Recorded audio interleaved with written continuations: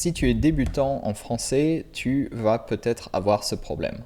Quand tu utilises la plupart des applications comme Busuu, Duolingo, Babbel ou autres, tu vas trouver des leçons déjà toutes faites pour toi qui vont t'enseigner la langue. Alors moi, ça c'est en turc parce que j'ai appris un peu le turc avec Busuu. Mais pas longtemps, je me suis vite arrêté. Pourquoi? Simplement parce qu'il y a beaucoup de leçons qui en fait, je me suis rendu compte, ne sont pas très utiles. Le problème de ces applications comme Duolingo ou Babbel, c'est que la plupart des leçons ne sont pas très utiles pour toi. En fait, elles sont faites pour tout le monde. Et toi, peut-être que tu n'es pas tout le monde. Peut-être que tu n'as pas un chien, ou peut-être même que tu veux parler français normalement, et personne ne dit euh, à l'oral, en tout cas c'est rare de dire nous, on dit souvent on, par exemple. Mais c'est pas vraiment de ça que j'aimerais parler maintenant. En fait, j'aimerais te parler de liste de fréquences et du problème de la plupart de ces applications. Dans ces applications, tu trouves du vocabulaire générique, du vocabulaire qui est proposé parce que ça a l'air intéressant, ça a l'air utile.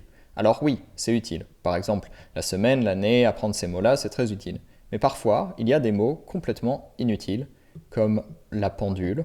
C'est un mot, je pense que même certains Français ne connaissent pas, parce qu'une pendule, c'est juste ça. C'est pas vraiment a clock, c'est juste une pendule, quelque chose qui ressemble à ça. Et donc il y a des verbes, des mots qui sont en fait peut-être pas si fréquents que ça. Le problème, c'est que le mélange mots qui sont peut-être utiles et semblent utiles, mais je sais pas trop, et points de grammaire, ça marche pas trop pour apprendre la langue. Alors ce que j'aimerais te proposer, en fait, c'est déjà d'explorer ce que c'est vraiment les mots les plus fréquents et les mots les plus utiles en français. Ça, c'est une représentation des 1000 mots les plus fréquents en français. On a 234 verbes dans les 1000 mots les plus fréquents, 234 verbes, 299 noms. Donc on a beaucoup de noms, mais on a aussi beaucoup de verbes. On a aussi pas mal d'adjectifs et surtout pas mal d'adverbes. Et si on filtre et qu'on regarde vraiment les tout premiers, donc c'est-à-dire vraiment les mots les plus fréquents en français, on va en prendre 200. Je vais essayer, voilà, d'avoir juste 200. On voit qu'on a une énorme proportion de verbes, mais aussi des pronoms personnels, des prépositions, beaucoup d'adverbes et aussi beaucoup de noms. Mais c'est surtout ce qui va nous intéresser, c'est qu'est-ce qui se passe si on se focalise sur ces mots-là, c'est-à-dire les 200 mots les plus fréquents et qu'on les maîtrise vraiment bien. Et bien simplement, ça va nous permettre d'accéder rapidement à la plupart des structures qui sont à la fois fréquentes, utiles et difficiles en français. Parce qu'en fait, les mots les plus fréquents en français ne sont pas les mots les plus faciles. Alors, rapidement, avant de continuer, j'aimerais te montrer les noms en français. Donc les noms, c'est tout ce qui est un jour, un homme, une femme, le temps, la vie, Dieu, une fois. Donc ces mots-là sont, ces noms-là, selon cette liste de fréquences que j'ai trouvée, je ne sais plus où. J'ai trouvé cette liste sur Internet il y a quelques années, donc c'est pas la mienne, donc je n'ai peut-être pas le droit de la partager, mais je vais juste te montrer rapidement ce qu'il y a ici. Ces mots-là, donc c'est des mots, d'accord, ils sont fréquents, comme d'accord, monsieur, enfant, heure, voilà. Il n'y a pas beaucoup de couleurs dans ces mots, il n'y a pas beaucoup de noms d'animaux, il n'y a pas beaucoup de noms de fruits et légumes, par exemple. Parce qu'en fait, simplement, les noms de fruits et légumes ne sont pas aussi fréquents que parler de moments de la journée, de positions, de choses de tous les jours, en fait. Les vraies choses de tous les jours, les vraies choses de tous les jours, c'est travail, maison, travail, maison, café, rue, ville, voiture, enfin bref. C'est les mots en fait, pas vraiment les choses qu'on utilise, mais les choses qu'on dit, les choses dont on parle. Donc on va parler beaucoup de quelqu'un ou de quelque chose, ou de choses comme ça. Alors, voilà ce que je te conseille.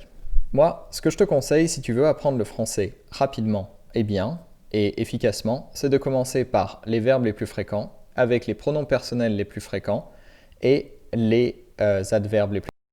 Qu'est-ce que ça veut dire? Eh bien simplement, je vais te montrer. On va enlever les noms, parce que les noms, ils sont faciles à apprendre généralement. C'est pas le plus difficile.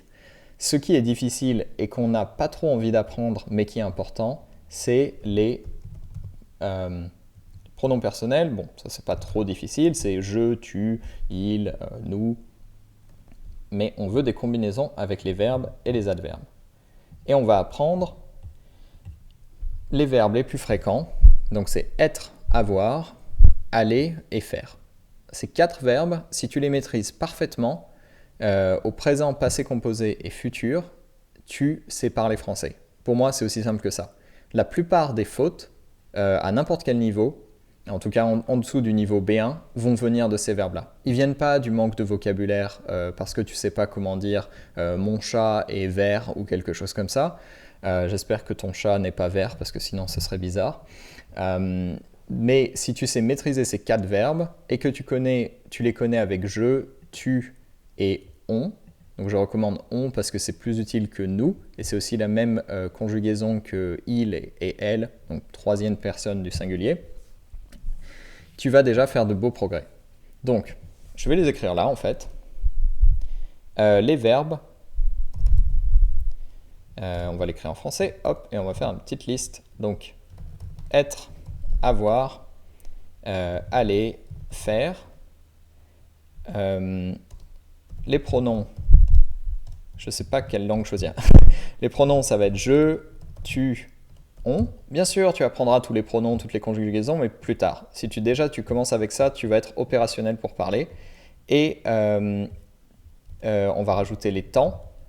Si tu connais présent, le futur proche, c'est celui qui dit je vais, blablabla, je vais faire, je vais. Et le passé composé, avec ces 4 verbes, et que tu connais les, on va dire, 10 ou 20 adverbes les plus fréquents, que tu sais combiner ces choses, tu sais vraiment le plus important en français. Le reste, ça va être facile. Parce que les combinaisons les plus compliquées, elles vont être avec ça. Alors maintenant, je vais te montrer un truc rapidement. Je vais te montrer un tableau que j'ai fait où j'ai classé en fait toute la fréquence des mots et j'ai fait des petites phrases. J'ai cherché en fait sur toute une liste de phrases que j'ai générées, que j'ai trouvées, que j'ai extraites de mes vidéos, quelles sont les structures les plus fréquentes.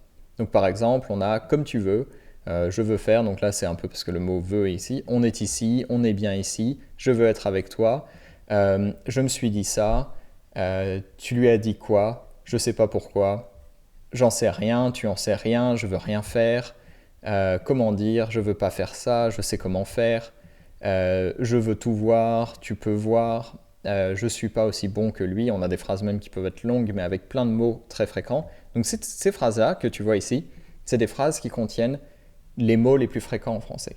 Donc ça ne veut pas dire nécessairement que la phrase elle-même est très fréquente, mais les mots qui la contiennent ne sont pas des mots difficiles. Pourtant, je suis sûr que dans ces phrases, il y a des choses qui seraient difficiles pour toi à dire. Par exemple, je veux faire autre chose, qui veut dire I want to do something else. C'est pas une phrase facile. Et pourtant, tous les mots, ils sont en dessous de 200 dans une liste de fréquences.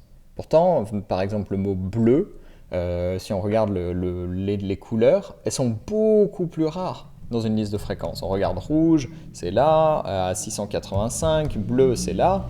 Mais là, les mots qu'on a dans cette phrase, c'est je, numéro 3, 64 pour veut, faire 56, 113 pour autre, 90 pour chose. Donc, ce que je veux te dire, simplement, c'est que tu n'as pas besoin d'apprendre beaucoup de vocabulaire avancé. Ce qui est difficile, c'est de combiner les choses les plus fréquentes. Si tu arrives à bien maîtriser tes phrases avec être, les pronoms être, avoir, aller, faire, les pronoms les plus fréquents et les temps les plus fréquents, si tu te concentres à fond sur ce qui est vraiment fréquent et utile, tu vas parler beaucoup plus rapidement. Voilà, c'est tout pour moi. J'espère que tu as aimé cette vidéo et on se voit bientôt dans la prochaine. Salut!